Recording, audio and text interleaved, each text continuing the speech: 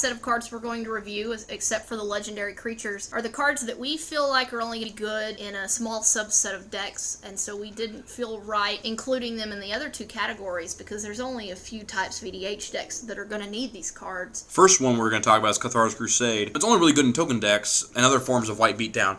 I don't see it being played in anything other than token decks, honestly, or maybe some soldier decks. I just wonder if you'd be better off playing something like Glorious Anthem. It's another one of those ones where I see a lot of potential, but then I also see more reliable cards. I think it's going to take a lot of playtesting. Herald of War, I kind of like it now. I didn't like it when I saw it at first because I'm not a big fan of tribal decks, but since the spoiling of Avacyn Restored, I've really been wanting to build a Angel tribal deck, and I'll talk a little bit more about that later. But I think making Angels cheaper, that's certainly a tribe that needs to be cheaper. I think it's going to be pretty handy in the tribal decks that need it. Next up is Restoration Angel. This chick is super cool. I saw this card and I automatically thought, Kiki Jiki! Restoration Angel combo. All I gotta do is play Restoration Angel while Kiki Jiki's out, tap Kiki Jiki to make a copy of Restoration Angel, exile Kiki Jiki, he comes back untapped. Do it again. I have infinite Restoration Angels. But then I thought, that's about it. All it's really good for is doing lots of combos. So that's why I put it in the niche instead of the potential or the... I actually also think it's going to be really good in Blink decks, because if you think about it, some of the best Blink stuff, you get it back at end of turn, whereas with this, you get it back immediately. Let's say the awesome happens and you've got multiple flicker effects. You can flicker something several times in one turn.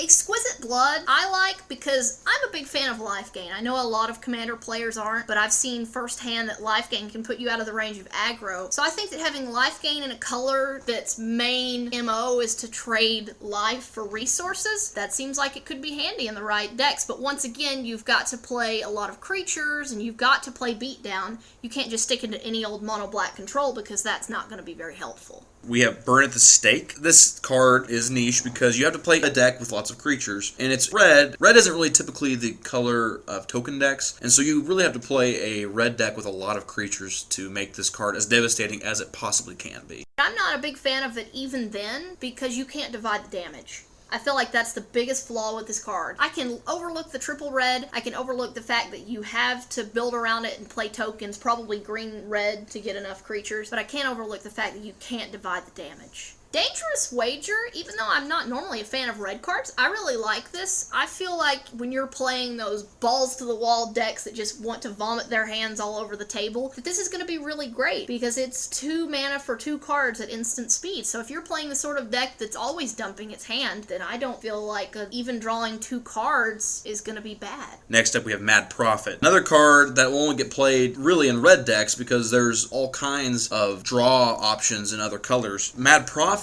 gives red a looter ability, which I just think is cool. Now, granted, you have to discard the card first. Instead of looter saying you draw a card, then discard a card, you have to discard the card, then you draw the card. But any kind of red deck that needs to draw will find Mad Prophet useful. And it has haste, so you're going to be drawing right off the bat. The other Planeswalker from the set we feel obligated to review, even though he's not going to be as played as Tamiyo, is Tibalt the Fiend-Blooded. I think, once again, he's going to be cool in the subset of decks we've been talking about. The decks that play red don't get to draw a lot of cards, always willing to trade card for card just to dig further into their decks. I think that his +1 ability is really going to be handy in those kind of decks. Even though I do have this kind of secret fantasy about using his -4 ability on someone who just like consecrated Sphinx for a bunch of cards. Just dreams, I have them, they're never going to happen, but...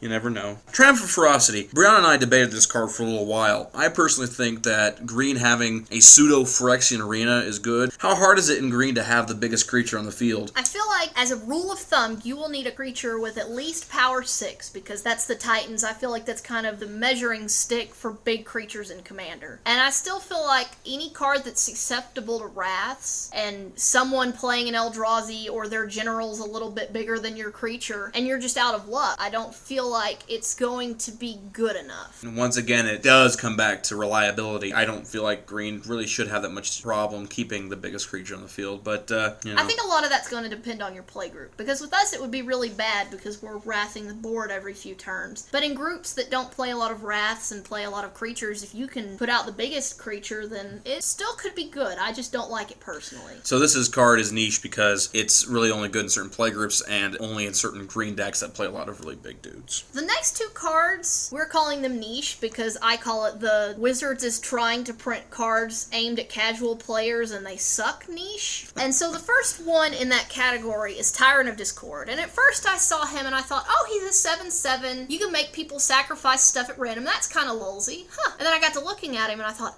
he doesn't have flying. I thought he had flying. He has no evasion. He's a 7/7. He's so bad. If he would have had some sort of evasion to me, haste, trample, flying, he would have maybe been redeemable. But the bad thing is, most people are going to have more lands than non-land permanents, so the odds are the first permanent that you target will be a land and you won't ever get to repeat it. And then when you realize that you could have just wrathed the board to do exactly what he does, I would rather play Capricious Efreet. Yeah, once again, being a big body is the really the plus side to it. The rest of it is kind of pointless. Big bodies with no evasion are useless. The other card we have is Primal Surge. Once again, same thing. I saw this card at first, and I'm like, oh, that's kind of cool. In green, that happens all the time.